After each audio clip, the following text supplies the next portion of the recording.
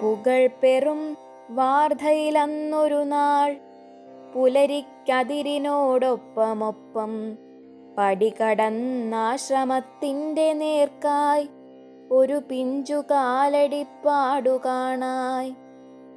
കീറിപ്പൊളിഞ്ഞതവൻ്റെ വേഷം, ഏറെ തളർന്നു കുഴഞ്ഞ ഭാവം, ചുറ്റുമണഞ്ഞു ചോദ്യങ്ങൾ തൂകും ഉത്സുകരാകും മുഖങ്ങളോടായി. ഉത്തരമൊന്നേ പറഞ്ഞിതുണ്ണി, ഇക്ഷണം ബാപ്പുവേ കണ്ടിടേണം. സഹജീവി സ്നേഹം നിറഞ്ഞു നിൽക്കുന്ന കവിതയാണ് വിഷ്ണുനാരായണൻ നമ്പൂതിരിയുടെ ഗാന്ധിജിയുടെ അതിഥി.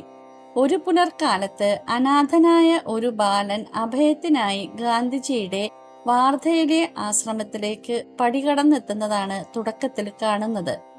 കീറിപ്പൊളിഞ്ഞ വേഷവും തളർന്ന ഭാവവും ആ കുട്ടിയുടെ ദയനീയ അവസ്ഥ വ്യക്തമാക്കുന്നു.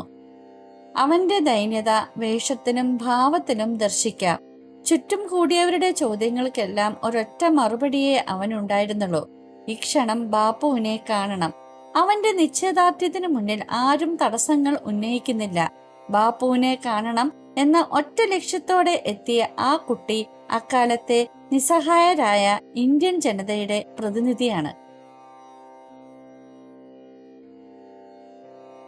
100 ആൾക്കാർ വരി വരിയായി തിക്കി നിൽക്കും കാര്യശാലയിങ്കൽ, ഒരു കൊച്ചുപായമേൽ പുഞ്ചിരി നൂൽത്തിരി നൂറ്റിരിക്കുന്ന കർമ്മയോഗി ആ കൊച്ചു സന്ദർശകനെ നേരിൽ വെക്കമടുക്കൽ വിളിച്ചിരുത്തി. തൃക്കരം കൊണ്ടൊന്നൊഴിഞ്ഞവാറെ ഗദ്ഗദം കൊണ്ടു മൊഴിഞ്ഞിതുണ്ണി. പോയിതെന്നച്ഛനും അമ്മയും ഞാൻ ഏകൻ, എനിക്കിനിയാരുമില്ല. നേതാക്കളും പത്രക്കാരും ചക്രവർത്തി ദൂതന്മാരും തിങ്ങി നിറഞ്ഞ കാര്യാലയത്തിൽ ഒരു പായയിലിരുന്ന് പുഞ്ചിരിയോടെ നൂൽനൂക്കുന്ന കർമ്മയോഗിയായ ഗാന്ധിജി ആ കൊച്ചുകുട്ടിയെ സ്നേഹത്തോടെ അരികിലേക്ക് വിളിക്കുന്നു. തൃക്കരം കൊണ്ടൊന്നൊഴിഞ്ഞവാറെ എന്ന പ്രയോഗം ഗാന്ധിജിയുടെ വാത്സല്യവും സ്നേഹവും എത്രത്തോളം വലുതായിരുന്നു എന്ന് കാണിക്കുന്നു. ആ സ്നേഹസ്പർശത്തിൽ തനിക്ക് അച്ഛനും അമ്മയും നഷ്ടപ്പെട്ടെന്നും താൻ ഏകനാണെന്നുമുള്ള സങ്കടം ആ കുട്ടി ഗാന്ധിജിക്ക് മുന്നിൽ പങ്കുവെക്കുന്നു. തുടരാൻ കഴിഞ്ഞില്ല കണ്ണുനീരാൽ ഇടരാറ്റുമാറപ്പോളോദിതാതൻ. കുഞ്ഞേ, നിനക്കുള്ളതാണീ കാണും ഞങ്ങളും നമ്മുടെ ആശ്രമവും. ഇവിടെ നീയൊന്നുമല്ലുണ്ണി, വേറിട്ടിനിമേൽ നീ എങ്ങുമേ പോയിടേണ്ട. നേതാക്കൾ, പത്രക്കാർ, ചക്രവർത്തി ദൂതന്മാർ എല്ലാം പിരിഞ്ഞു പോകെ മഴ പെയ്തു തീർന്നിട്ടും വീശി നിൽക്കും കുളിർത്തെന്നൽ പോലവൻ മാത്രമായി. അക്ഷീണമന്ദസ്മിതവുമായിട്ടപ്പോഴും നൂൽക്കും ഗുരു ഉരച്ചു, മകനെ പറഞ്ഞോളൂ വേണ്ട കാര്യം. കണ്ണുനീരിനാൽ വാക്കുകൾ മുറിഞ്ഞ ആ ബാലനെ ഗാന്ധിജി ആശ്വസിപ്പിക്കുന്നത്, കുഞ്ഞെ, നിനക്കുള്ളതാണീ കാണും ഞങ്ങളും നമ്മുടെ ആശ്രമവും എന്ന് പറഞ്ഞുകൊണ്ടാണ്. നീ എന്റെ പൊന്നോമനയാണ്. ഇവിടെ നിന്നിനി എങ്ങോട്ടും പോകേണ്ടതില്ല. ഇത് കേവലം ഒരു ആശ്വാസവാക്കല്ല, മറിച്ച് അനാഥത്വവും ദാരിദ്ര്യവും അനുഭവിച്ചിരുന്ന ഭാരതത്തിലെ കോടിക്കണക്കിന് ജനതയെ ചേർത്ത് പിടിക്കുന്ന മാതൃരാജ്യത്തിന്റെ പ്രതീകാത്മകമായ സാന്ത്വനമാണ്. രാഷ്ട്ര നേതാക്കളും പത്രപ്രവർത്തകരും പോലുള്ള പ്രമുഖരെല്ലാം പിരിഞ്ഞുപോയ ശേഷം മഴ പെയ്തു തീർന്നിട്ടും വീശിയടിക്കുന്ന കുളിർക്കാറ്റ് പോലെ അവൻ മാത്രം ആശ്രമത്തിൽ ബാക്കിയായി. പുഞ്ചിരിച്ചുകൊണ്ട് സന്തോഷത്തോടെ തന്നിൽ അർപ്പിതമായ ജോലി ചെയ്യുന്ന ഗാന്ധിജി വീണ്ടും ആ കുട്ടിയോട് സംസാരിക്കുന്നു.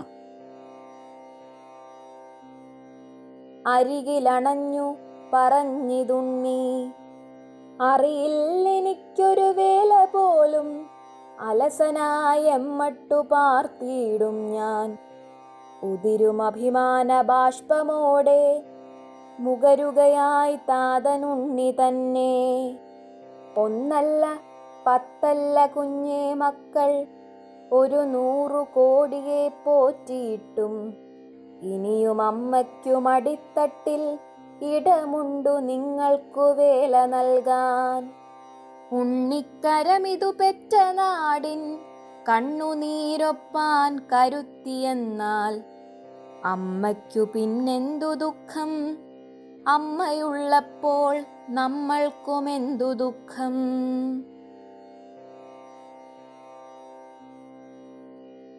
ഗാന്ധിജിയുമായി തനിച്ചാകുമ്പോൾ ആ ബാലൻ തന്റെ ഏറ്റവും വലിയ ആശങ്ക പങ്കുവെക്കുന്നു. തനിക്ക് ഒരു ജോലിയും അറിയില്ലെന്നും അതിനാൽ എങ്ങനെ അലസനായി ആശ്രമത്തിൽ കഴിയുമെന്നുമുള്ള കുട്ടിയുടെ ചോദ്യം അവന്റെ അഭിമാന ബോധത്തെയാണ് കാണിക്കുന്നത്. ഈ ചോദ്യം കേൾക്കുന്ന ഗാന്ധിജി അഭിമാനം കൊണ്ട് കണ്ണു നിറഞ്ഞ് ആ കുട്ടിയെ വാരിപ്പുണരുന്നു. ഇവിടെ ഗാന്ധിജി ഭാരതാംബയുടെ പ്രതീകമായി മാറുന്നു. 100 കോടി മക്കളെ പോറ്റിയിട്ടും ഇനിയും മക്കൾക്ക് അഭയവും തൊഴിലും നൽകാൻ അമ്മയുടെ മടിത്തട്ടിൽ ഇടമുണ്ട് എന്ന് ഗാന്ധിജി പറയുന്നു. രാജ്യത്തെ നിസ്വജനതയുടെ പ്രതിനിധിയാണ് കവിതയിലെ ബാലൻ. രാജ്യസേവനം എന്ന മഹത്തായ കർമ്മത്തിലേക്ക് ഗാന്ധിജി അവനെ ക്ഷണിക്കുകയാണ്. സ്വന്തം ജനതയുടെ കണ്ണീരൊപ്പാൻ തയ്യാറാകുന്ന ഒരു ജനതയുള്ളപ്പോൾ അമ്മയായ ഭാരതത്തിന് ദുഃഖിക്കേണ്ടതില്ലെന്നും ആ അമ്മയുള്ളപ്പോൾ മക്കളായ നമ്മളും ദുഃഖിക്കേണ്ടതില്ലെന്നും കവിത നമ്മെ ഓർമ്മിപ്പിക്കുന്നു.